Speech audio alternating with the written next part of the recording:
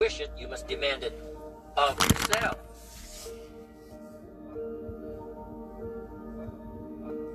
We all have problems. What I'm trying to tell you is this, though. Don't be consumed with them. Problems are a part of life, but guess what? They're not life.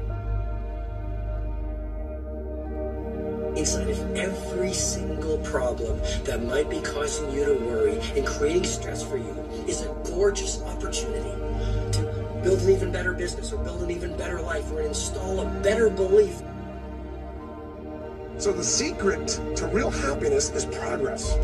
Progress equals happiness, and if we can make progress on a regular basis, we feel alive. So if you want to make real progress, then you really got to look at your life in a different way. You got to say, I got to take control of this process and not just hope it's going to work out.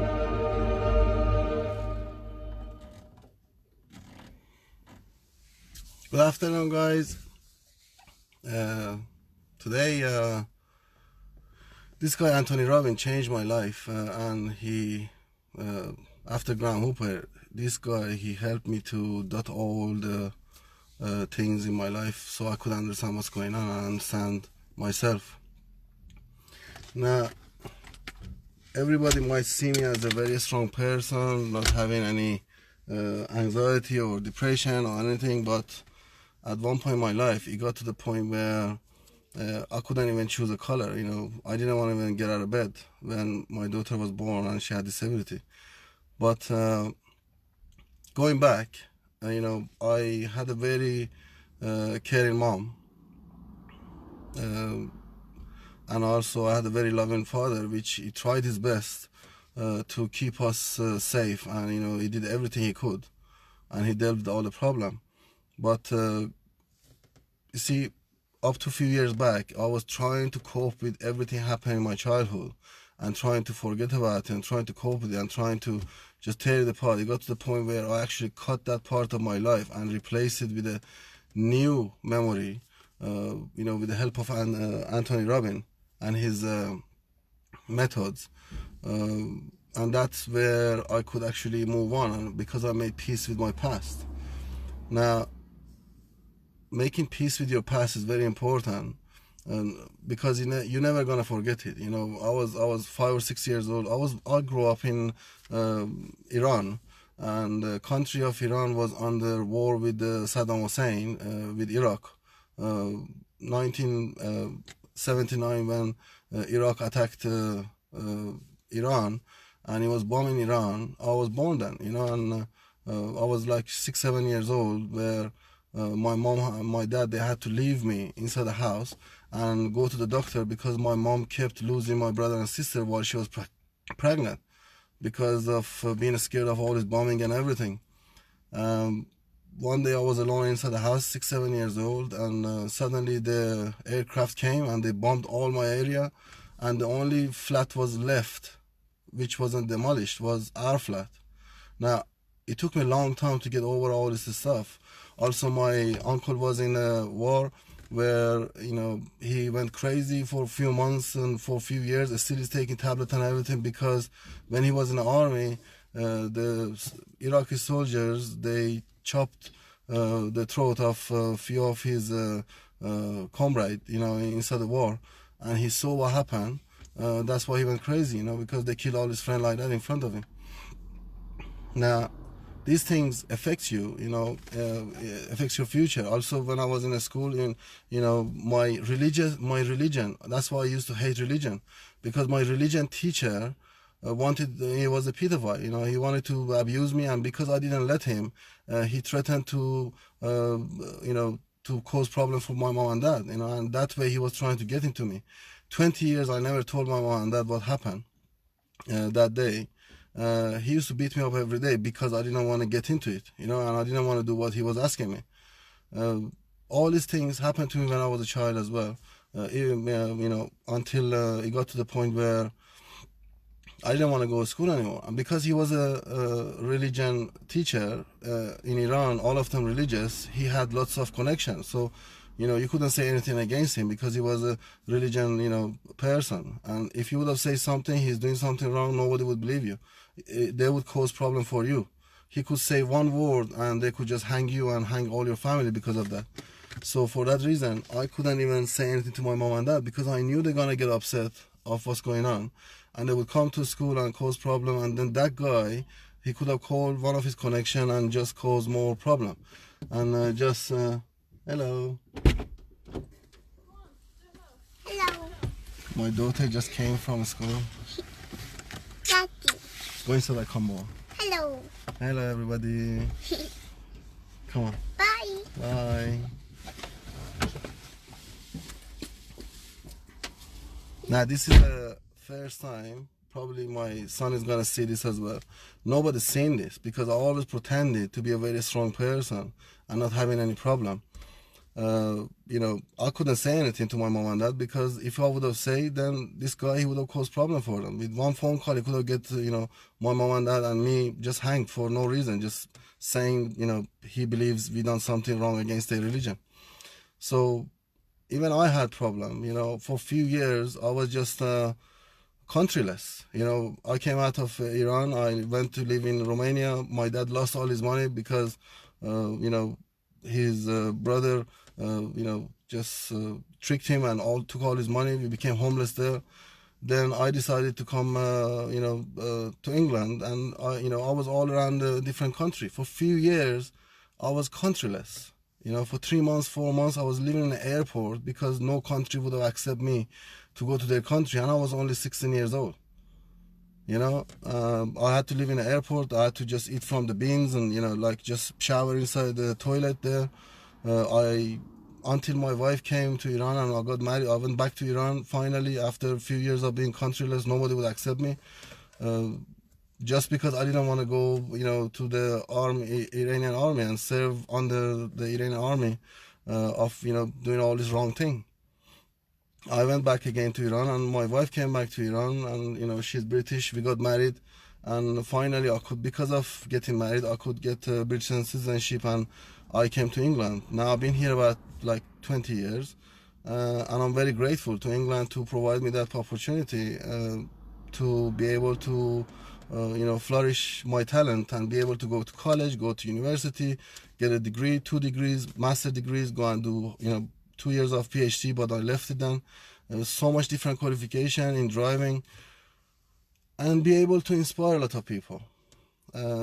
So I worked in a farm, you know, even here when I got married to my wife, we came here because of the different religion my wife had.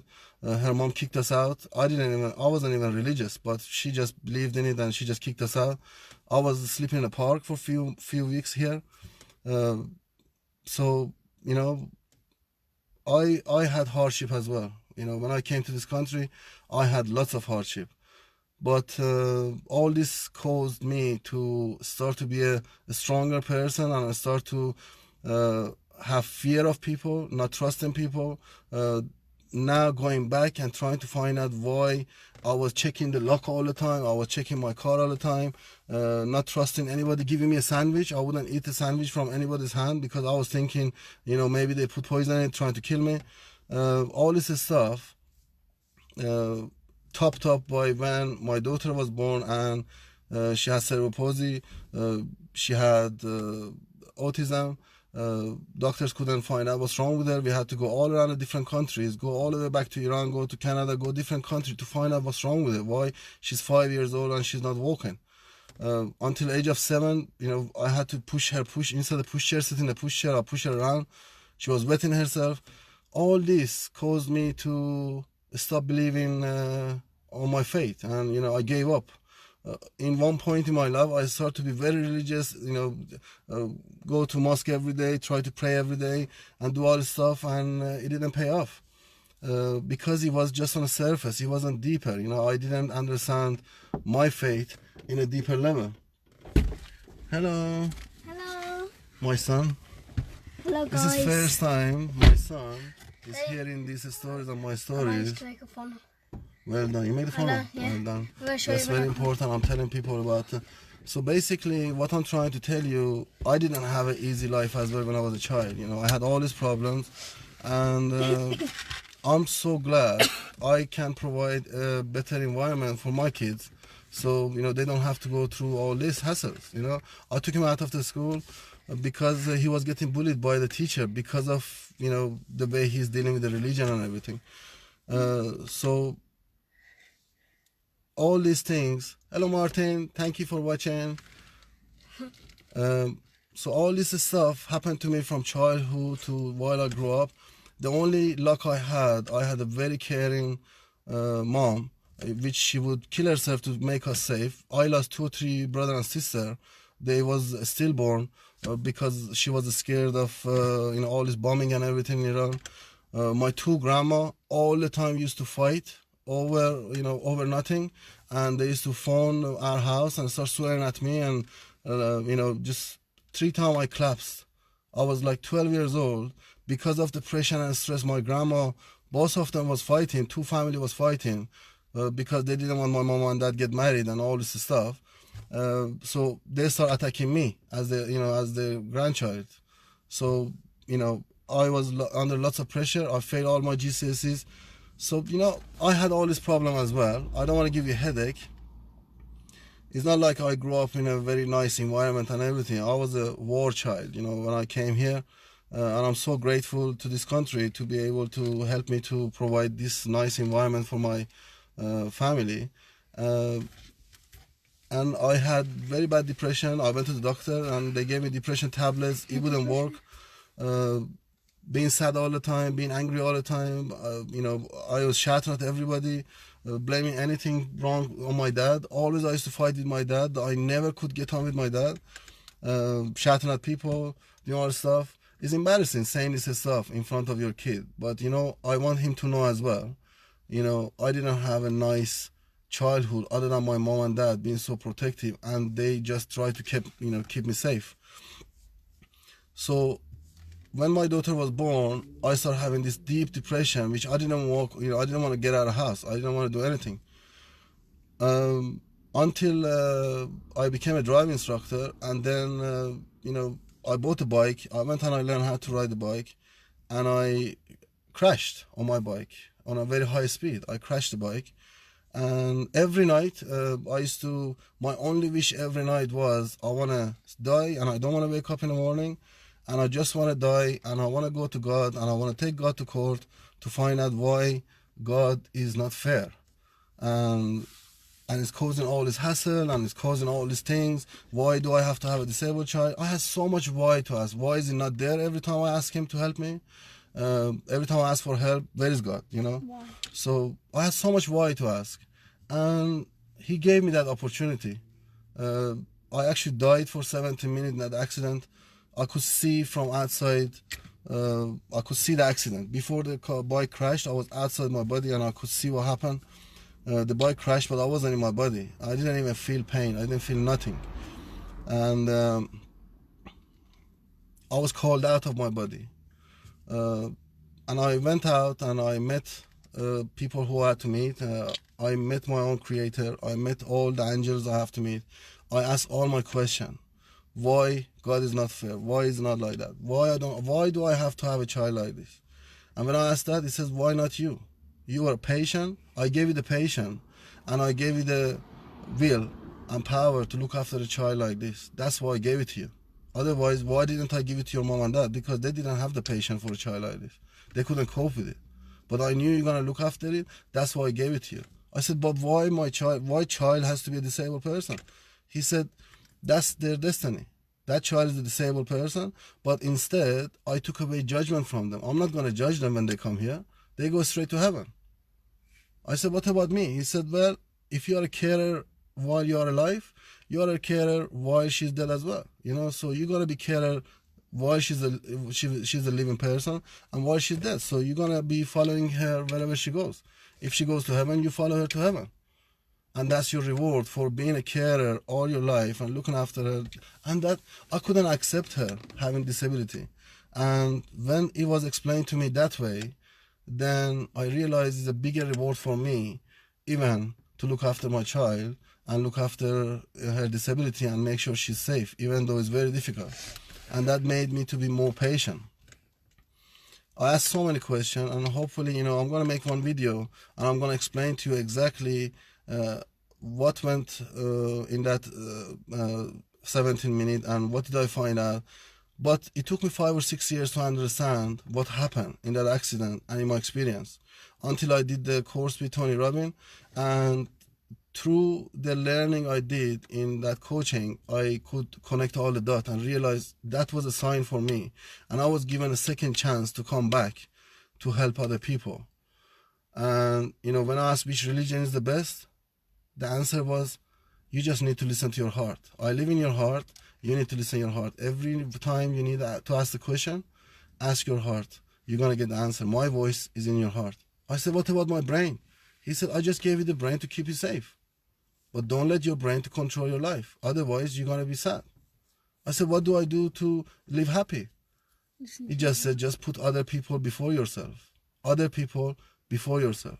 I said, what about praying, going to mosque, going to church, going to... He says, look, I created everybody with love. And you just need to make sure you put other people before yourself and love other people and be kind to other people. And I promise you, I'm going to give you 10 times more than how much you ask if you are putting other people before yourself. That was a very heavy experience I had. And it took me a long time to understand the meaning of it. But I just made this video to tell you, even in my childhood, I didn't have a nice childhood while I grew up. But that event of me having an accident and dying for 17 minutes and then given back a chance of coming back to life, to look after my kids and be here to serve other people, that changed my life immensely. Now, to be able to help other people, I went to do lots of training. I went to do training with Tony Robbins. Years I've been training with Tony Robbins, paid a lot of money to understand myself, to understand my relationship, to fix my own relationship. I got coaches to come and fix my relationship, but none of them could fix my relationship.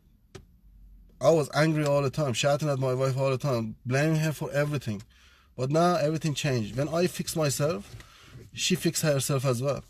I didn't need to fix her. Everything got fixed suddenly just like that. So the purpose of this video was to tell you as well, I had a childhood like this as well. But using the right method and using self-development, it helped me to overcome all that anxiety and all that depression. And it changed me as a person, to be a kind and caring person. I go and help homeless people. You've seen the videos. I do a lot, and that helped me immensely to keep my inner peace. It took me years and years to find my inner peace, and finding your inner peace, that's going to help you to achieve happiness. The only way to achieve happiness is when you can make peace with your past and you can make peace with death, not being scared of dying. And I had that experience, and that's how I'm helping other people to not to be scared, get rid of the fear.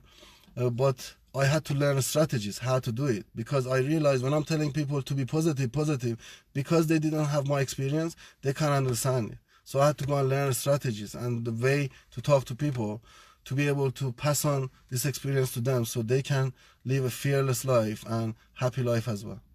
I hope you enjoyed this video. This was a heart-to-heart talk. I never ever told anybody this story. Probably this is the first time my mom and dad gonna be listening to this as well, and they're gonna tell me why I never told them about my religion teacher doing this stuff. But I couldn't. I had to do that to keep them safe. As a child, you do whatever to keep your mom and dad safe, and that's what I did in that time. I'm gonna make another video, and completely I'm gonna explain to you how my experience went and how it affected me and helped me to get rid of my anxiety and depression and live a better life and happier life. Right now, because I had a second chance, I just live in a moment. I live in the last hour of life. Every time I'm leaving the house, the way I'm kissing and hugging my kids is like this is the last time I'm going to see them. And that gives it a genuine meaning and is heart to heart, because I don't know if I'm going to see them again. And that's how I live. And every time I want to go to work, today for a long time I didn't go to work this much hours, but today from 6 o'clock in the morning I went to work. I asked myself, would I go and do this? Yes, I would have done it today, because the guy had a test and the other one had a part 2 test this week. So I had to help them. To be able to help them, I was willing to put my time and go do that. Usually every time I ask myself, if this was my last hour of living, would I go and do this or not? If I wouldn't, then I wouldn't go and do it, because I don't know if I've got another hour. I'm going to make another video and I'm going to explain more how my experience went and the questions I asked. I had lots of why, and all my whys was answered, and it changed the way I see things. Which religion? I can't name a religion, because my belief is much more deeper than what the religion is explaining to people. I got to know myself and why I was born and what was my purpose. And that's much more deeper meaning than just saying which religion you are from. You only need a religion if you need a guide. Religion is just a guide to help you to find God. When you found it, then you don't need a guide, because you found it. And people who they can't hear their heart, that's when they need a religion. They need a guide to tell them where to go and what to do. But if you can hear your heart, that's all you need to live happy. I hope you enjoyed this video. Please make a comment, like, share, encourage me to make more videos if you like. I like to help more people, and I need your help to pass on all the messages to other people. You're not going to lose anything by liking or sharing or writing comment. So if you are watching this live, just hashtag live. If you are watching it on replay, just hashtag replay. It would be great to know, if people are watching this or not, and if it's going to be helping somebody, and if they want me to continue this or not. Otherwise, I'm talking really heart to heart, telling you this stuff, very personal stuff, which I want you to understand. You are not alone. Every one of us have a battle inside, which we have to win. It depends what we think and how we think. Then we can win. Thank you, Robert. And thank you, Libut. I hope you enjoyed this video, and great seeing you guys coming and watching our videos. Thank you very much. See you.